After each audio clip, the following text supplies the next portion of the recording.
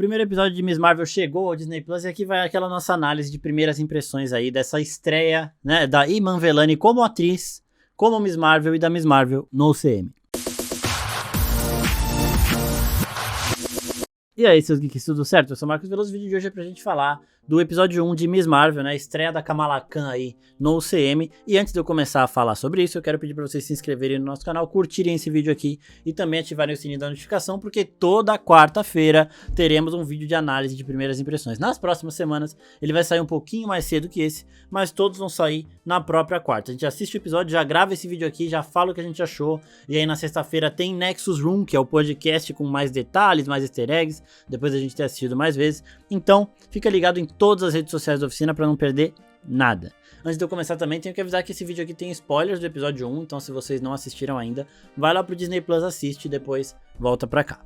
Não tem muito o que falar em relação a spoiler assim, porque a série ainda tá começando, né? Só que uma coisa que a gente já sabia desde os trailers aí é que a origem dos poderes da Kamala foram um pouquinho alteradas para ela ser mais cósmica, assim como a Capitã Marvel, assim como a Monica Rambeau, porque ela vai juntar-se com as duas em The Marvels, né? Que é o que seria o Capitã Marvel 2. Então, para ela conseguir ali juntar com as duas, não sei qual vai ser o objetivo do filme, né, pra colocar as três juntas ali, mas pra ela se juntar com elas, eles acharam melhor também mudar um pouquinho os poderes, e rolam aí alguns rumores de que o Kevin Feige fez isso porque o Reed Richards também tá chegando ao CM, e na visão dele, Kevin Feige, os poderes são semelhantes. Eu acho que tem umas diferenças bem fortes aí que daria também pra mostrar essas diferenças, mas esses aí são rumores, né, em relação ao motivo da alteração. Eu gostei do como os novos poderes dela soam aí, visualmente também achei bem legal, e aquela essência, né, dela esticar a mão, de o corpo dela responder aos pensamentos dela, que é assim nos quadrinhos,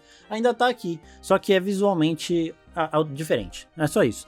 Mas aquela parada de a Kamala pensa, o corpo dela reage ao pensamento dela e faz acontecer o que ela estava pensando. Isso segue dessa forma. A gente ainda precisa ver mais para ver como esses poderes vão funcionar, só que aqui nesse primeiro episódio já teve ela esticando a mão. Ela quis salvar a Zoe ali de cair no chão e aí ela desejou que a mão dela alcançasse a Zoe, a mão dela alcançou a Zoe. Então essa parada ainda tá legal e ainda dá pra, não é, ai meu Deus, o fim do mundo eles terem mudado essa essência. Uma parada que meio que complica ainda na minha cabeça é que os poderes da Kamala, do jeito que eles são nos quadrinhos, eles ajudam ela a se aceitar mais. A gente vê que a série também vai seguir por esse caminho dela passar por esse momento de aceitação. Tipo, ela acha que ela não se encaixa em lugar nenhum, ela acha que ela é diferente, ela até fala isso numa cena do telhado, que é uma cena bem forte aqui do primeiro episódio, né? Ela não são as garotas marrons de Jersey que salvam o dia.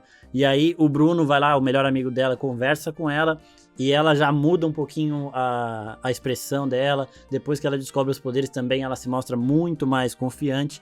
Então ela deve passar por este mesmo processo, com certeza vai passar, até porque as pessoas que estão envolvidas na série, elas entendem como a Kamala funciona, só que deve ser de uma forma um pouquinho diferente em relação aos poderes. Uma parada dos quadrinhos que é bem legal é que quando ela descobre os poderes, ela quer tanto ser igual a Carol Danvers, que ela vira a Carol Danvers. Só que depois ela decide, ela pode escolher qualquer forma física que ela quiser no mundo, e ela decide permanecer como ela mesma. Então ela passa esse momento de aceitação aí nessa forma. Na série vai ser uma parada diferente, mas tá aí, já tá bem nítido no primeiro episódio que isso vai rolar, então isso é muito importante e eles vão manter essa essência na série. Falando agora do tom, eu achei muito foda porque assim, esse ano a gente teve Cavaleiro da Lua e Doutor Estranho Multiverso da Loucura, que são duas produções sombrias da Marvel aí.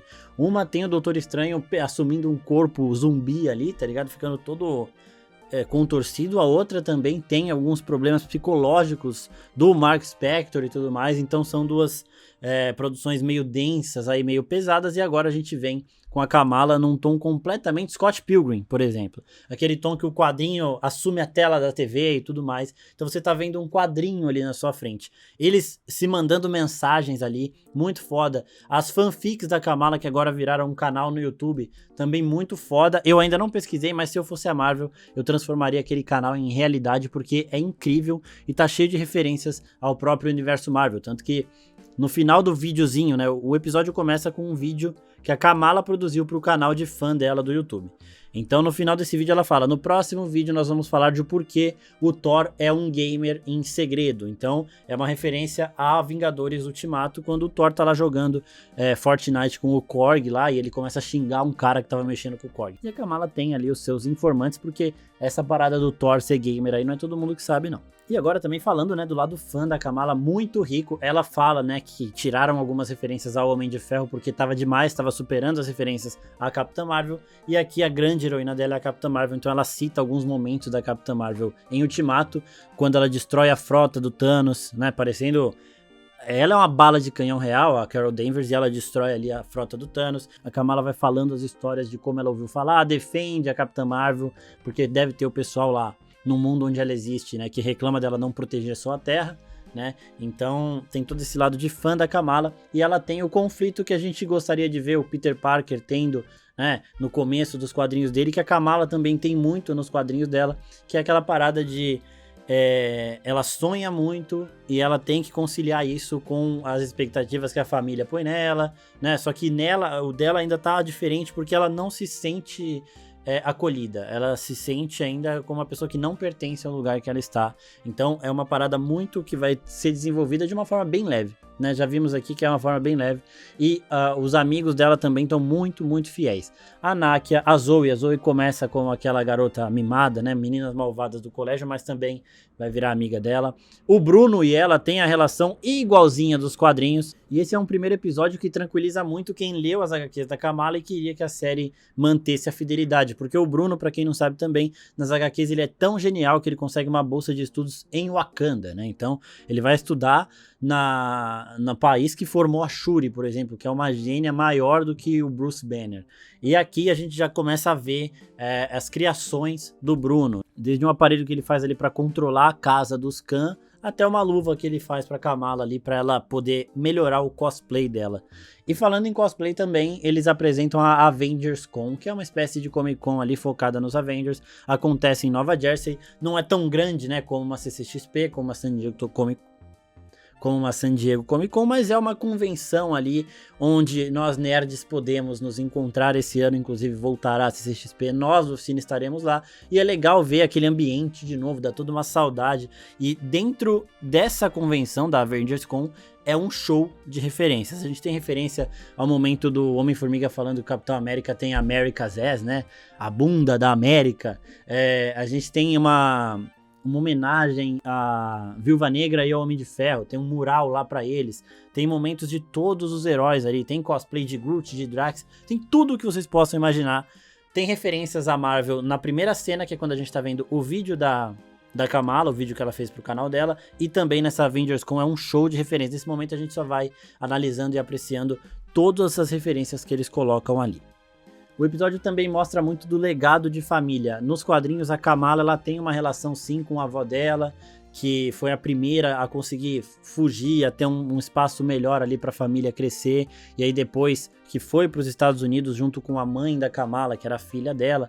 Então ela tem um legado de família e uma relação com a avó que aqui é lembrada de outras formas, né? Então a mãe dela no começo já fala, a sua avó sonhava muito também igual a você, e depois a Kamala recebe um bracelete que é a herança da avó. A avó dela não morreu, tá, gente? Só mandou lá, a mãe dela até brinca com isso, fala, enquanto sua avó não se livrar de todas as coisas e não me der todas as coisas velhas dela, ela vai ficar aqui com a gente.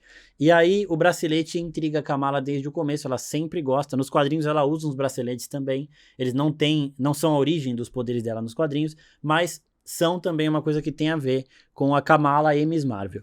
E aqui ela fica intrigada, ela gosta dos braceletes desde o começo, e quando ela coloca eles, ela já sente ali mudando, já tem uma virada dela, que ela entra num mundo cósmico e depois ela retorna, e nesse momento do mundo cósmico aí, quando ela entra, as pessoas ficam completamente só sombra, né, e você só vê o brilho dos olhos de todo mundo, tipo, algumas pessoas têm o olho brilhando, outras pessoas não têm.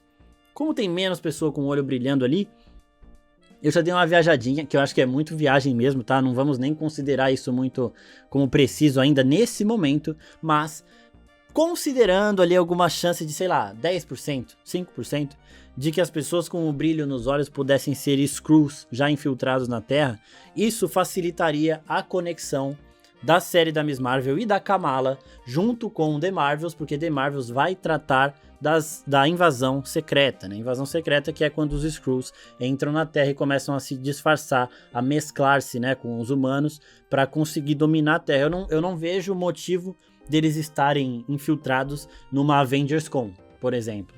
Mas, né, como tinham menos pessoas com o olho brilhando do que pessoas completamente na sombra, eu levantei essa possibilidade, porque assim, como a Kamala vai estar nesse filme, e não tem muita explicação, porque a Monica Rambeau, a gente ainda não viu a alinhação, mas os poderes dela aparentam ser bem foda, já que é energia pura, ela parou as balas lá em WandaVision, e a Carol Danvers a gente já sabe quais são os poderes dela, né? Então, pra Kamala chegar nesse nível, teria que também ter uma outra desculpa de trama, e a trama seria ela identificar alguma invasão Skrull, ela começar essa análise aí da invasão Skrull, para depois se juntar com a Monica Rambeau falando com a Sword, e aí no futuro elas duas se juntarem com a Carol Danvers para chegar nesse Capitã Marvel 2 aí, The Marvels, né? Então, eu acho que seria interessante eles começarem a brincar com essa invasão secreta na série da Kamala, porque vai ser uma coisa que não vai ficar em foco, não vai ser o objetivo principal da série, mas alguma coisa também que ajudaria a conversar com essas outras personagens, essas outras produções. Para finalizar esse primeiro vídeo de primeiras impressões aqui, todos os episódios terão, né? A gente tem que falar da cena pós-créditos. Nós temos uma cena pós-créditos ali de um dos oficiais do Damage Control, né? Ele é o cara que apareceu em Homem-Aranha Sem Volta para Casa, interrogando o Peter Parker. Ele é que chega pro Peter e faz todas as perguntas lá, querendo saber por que ele tava usando equipamento Stark, se ele era o dono dos drones que mataram o Mistério e tudo mais.